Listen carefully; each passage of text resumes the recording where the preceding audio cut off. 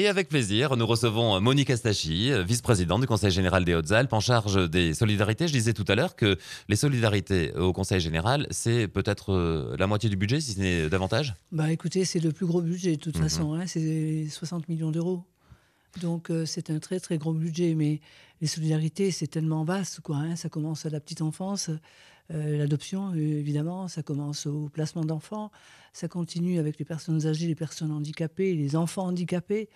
Donc vous voyez, c'est vraiment une délégation qui est très importante, mais qui me passionne, quoi, parce que j'ai vraiment l'impression, quand on a cette délégation, certainement les autres aussi, chacun à son poste, mais elle a vraiment l'impression d'être utile et d'être nécessaire, je dirais. Oui, vous y êtes investi d'ailleurs pleinement, hein, Complètement, voilà. complètement, c'est un temps plein, mais encore une fois, voilà, je le fais Parce avec qu'il y a plaisir. des élus, c'est pas forcément illégitime, qui s'appuient beaucoup sur les services. Vous relevez les Je, manches, hein, sur cette affaire. Oui, je suis vraiment en contact avec les services, que je remercie d'ailleurs parce que j'ai beaucoup de chance de travailler avec des gens euh, pratiquement au quotidien, mais sur qui je peux compter, avec qui on a confiance et avec qui je peux avoir également des renseignements complémentaires quand j'en ai besoin.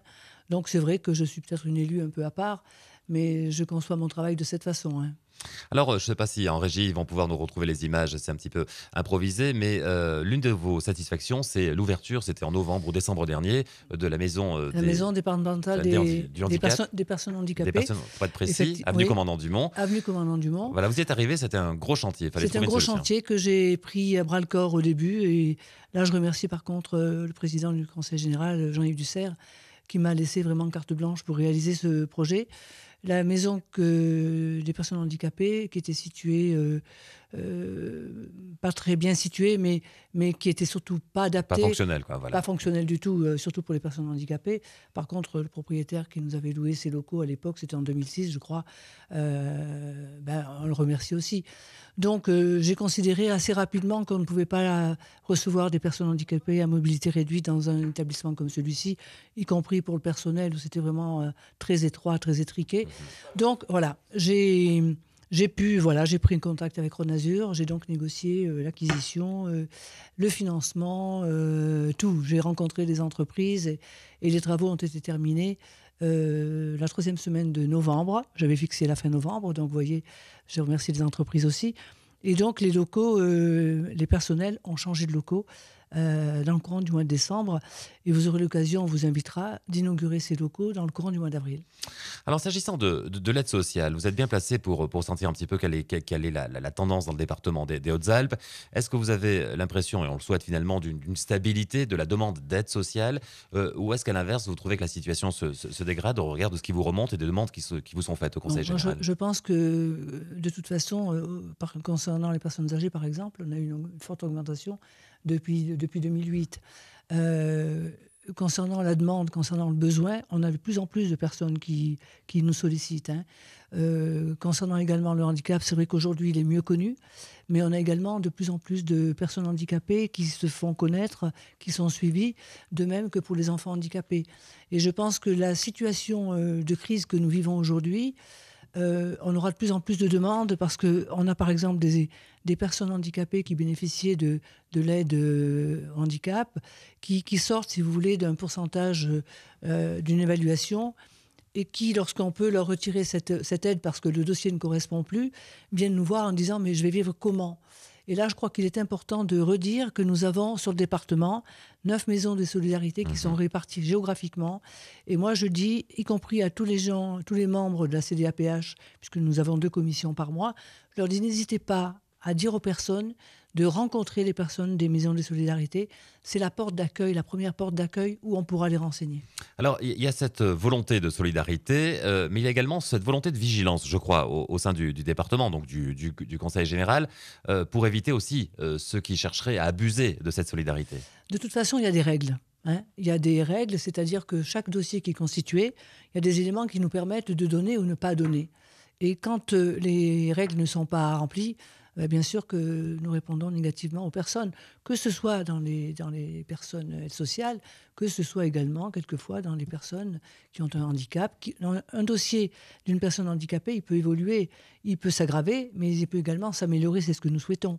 Et ce que je ne souhaite pas, c'est qu'il y ait une confusion entre l'aide qu'on peut apporter à une personne handicapée puis un manque de moyens. Donc ça veut dire qu'il faut changer de cap et trouver d'autres personnes qui pourront de toute façon vous renseigner sur le dossier à constituer. Alors, vous êtes l'une des 2 conseillères générales, sauf erreur, de Mmh. l'assemblée, départementale. Il y en aura bien plus à partir de 2015. Eh D'ailleurs oui.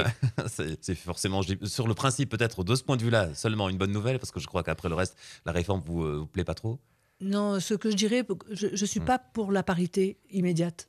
Parce que je connais pas mal de collègues qui essaient de s'engager, qui essaient, pas forcément en politique, mais en règle générale, il y a de plus en plus de femmes qui prennent des responsabilités.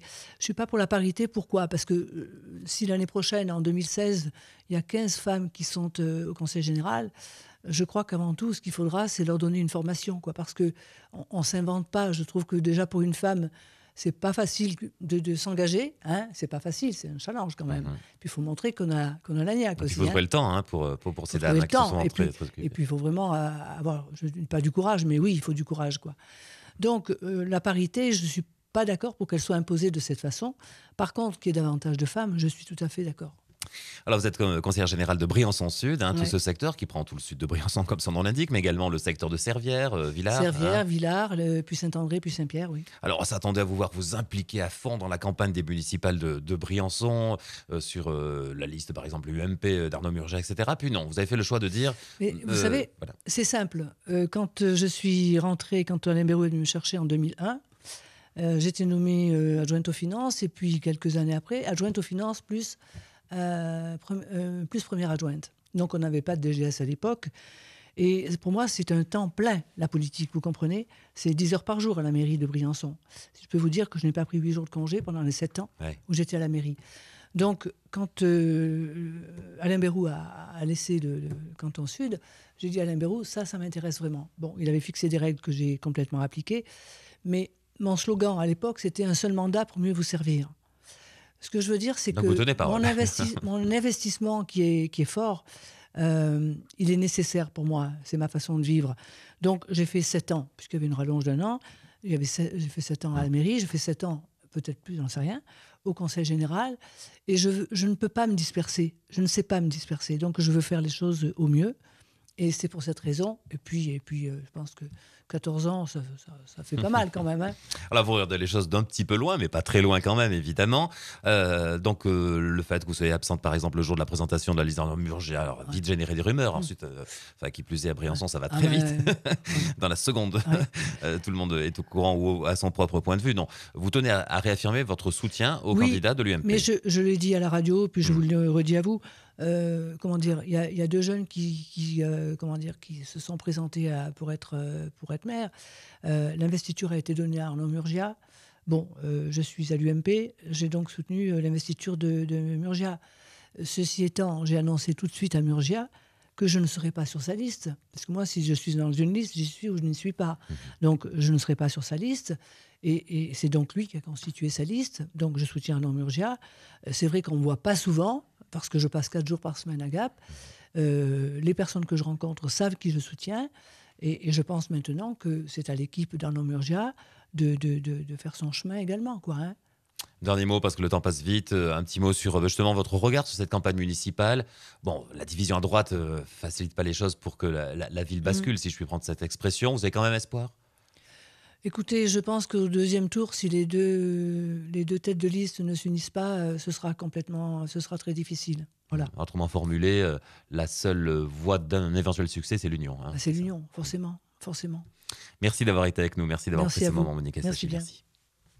L'invité d'ici.